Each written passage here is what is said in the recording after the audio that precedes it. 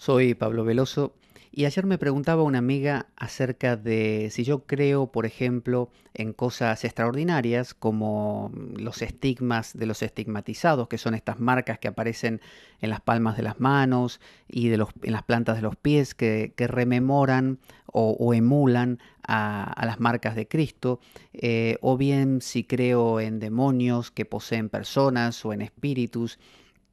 Que daría lo mismo que si me hubiera preguntado si creo en Kali, en Shiva o en Jesús, como entidades literales ahí en el cielo, en alguna parte.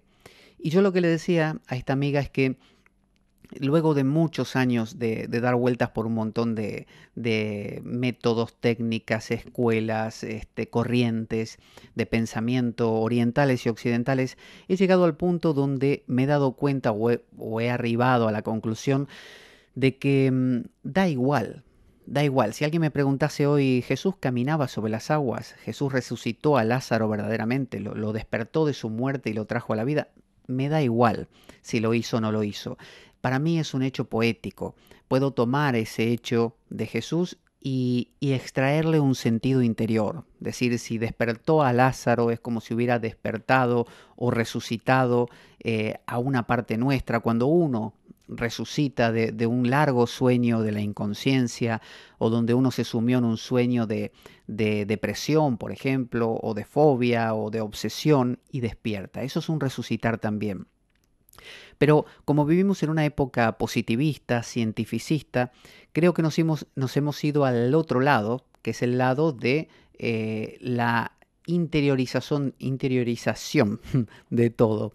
Es decir, hemos empezado a pensar que todo lo que era literal, como decir Moisés abrió el Mar Rojo, es una especie de brutalidad, como una especie de cosa muy precaria y muy primaria y que deberíamos traerlo al campo interior. Entonces decimos, no, Moisés no abrió el Mar Rojo en sí, sino que lo que abrió es, no sé, una puerta interior que estaba cerrada. Se refiere a eso.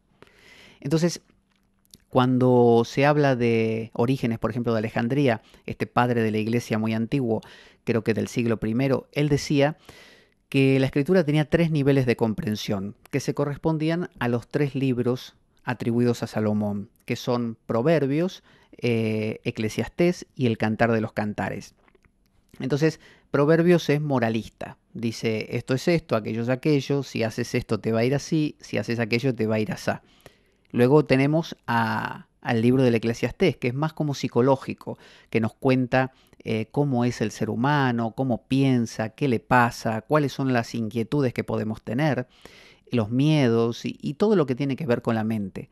Y luego tenemos el Cantar de los Cantares, que es ese libro que uno no sabe por qué está en la Biblia, que es el libro del amor, de la poesía, del amado que busca a la amada, que el mismo que usó San Juan de la Cruz para crear su cántico espiritual, por ejemplo, y que en tantas culturas se expresa.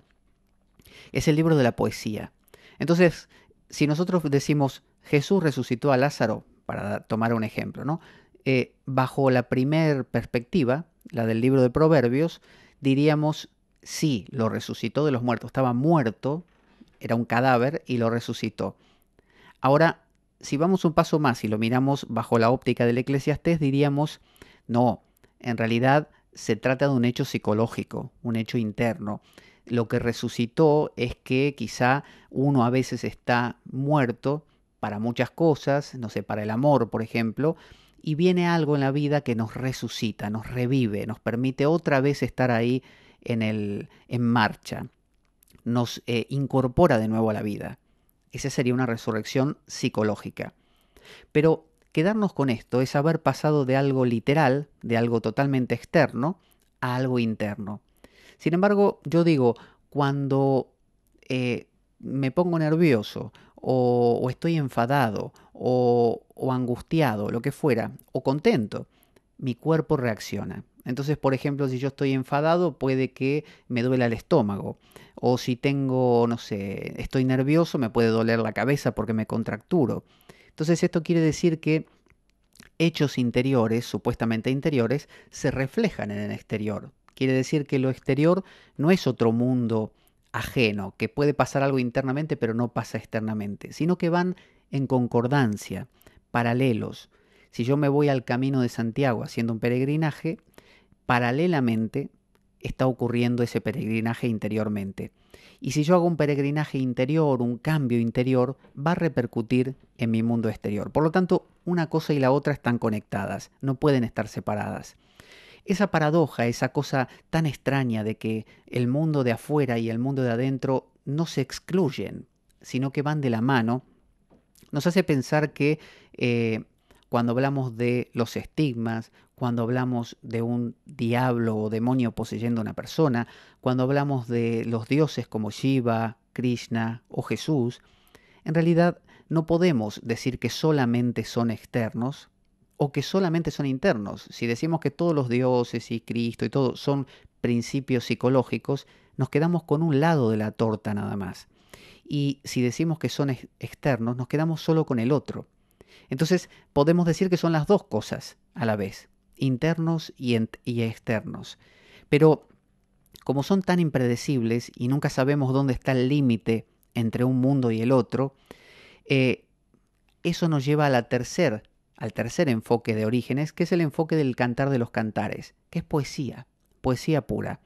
Cuando el ser humano se da cuenta de que no hay forma de explicar cuándo algo es externo del todo, cuándo es interno, dónde está el límite, ¿cómo sé yo que mi enfado es interno? ¿O cómo sé que es externo? ¿O cómo sé hasta dónde se me manifiesta exteriormente como un dolor de estómago y hasta dónde es interno? ¿Puedo decir yo este enfado es del 50% psicológico y el 50% externo? ¿Puedo yo crear una diferencia tan tajante? No. Entonces, ¿qué hago? Lo planteo como un acto poético y empiezo a permitirme jugar y a decir, sí, hay una Kali, diosa Kali, hay un Shiva, hay un Cristo que resucitó un Lázaro y caminó sobre las aguas, y empiezo a permitirme, a animarme a jugar con estas cosas y a no temer el utilizar estas literalidades. Digo temer porque muchas veces uno teme volverse literal y regresar a la Edad Media, por ejemplo, a la Edad Media, donde se hablaba de estas cosas de manera muy tangibles. En cambio, el permitirse jugar con todo esto y hablar de que la diosa Kali, puedo tener la imagen frente a mí y pensar que ella vive en esa imagen y vive realmente en esa imagen, y sí y no. Es decir, es un acto interior porque yo la proyecto como concepto en esa imagen y lo creo. Por otro lado, también vive en la imagen porque yo la veo con mis ojos y aprendo a quererla, de la misma manera que podría ser un crucifijo. Entonces, ese acto, todo ese acto, y esa especie de no frontera real entre una cosa y la otra, es pura poesía. Porque la poesía es el intento del ser humano de expresar de la manera más sutil posible algo que es inexpresable. La poesía es el intento de expresar lo que es el amor. ¿Qué es el amor? El amor es hormonas. El amor es productos químicos del cuerpo, sustancias químicas. El amor es el hecho externo de un abrazo. ¿Qué es el amor? Es todo eso junto. Es más que eso. Bueno, la única forma de describirlo es con una poesía. Entonces, por ejemplo, Heidegger, el segundo Heidegger, así como se dice, es la segunda etapa de la vida de él. Él decidió que todo lo anterior no podía ponerse realmente en palabras, estaba como quedándose corto, entonces empezó a crear una obra que era prácticamente poética, donde él hablaba poéticamente de las mismas cosas que antes había hablado filosóficamente o psicológicamente.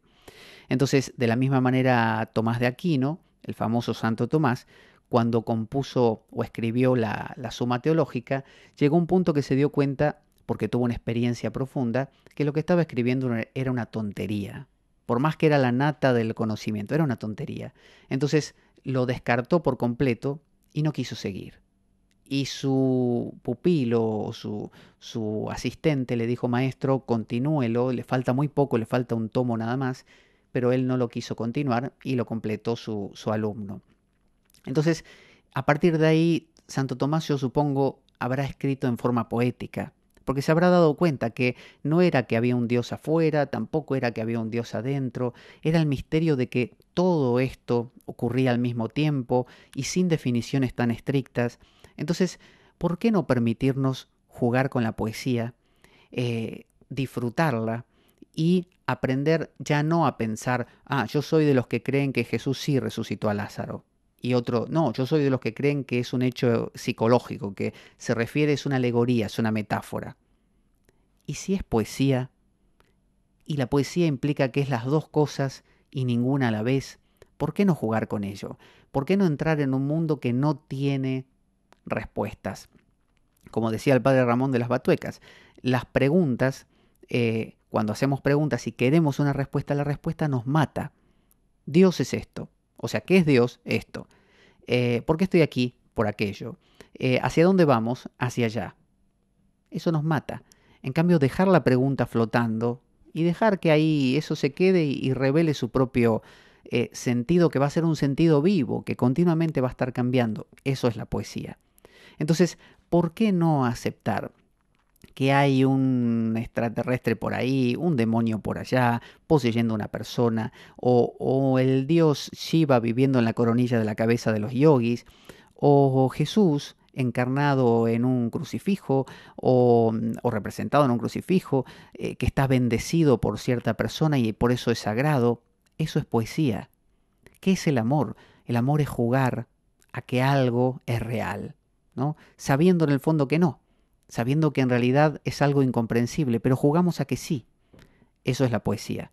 Entonces, mi propuesta es, experimentemos, permitámonos un poco jugar con lo que, hay y con lo religioso también, sin miedo a que estoy siendo un tonto o estoy siendo un tonto porque me creo las cosas literalmente. No, jugar a que son literales y que son internas y se van a expresar de cientos de miles de formas que uno jamás va a poder decodificar del todo. Hasta la próxima.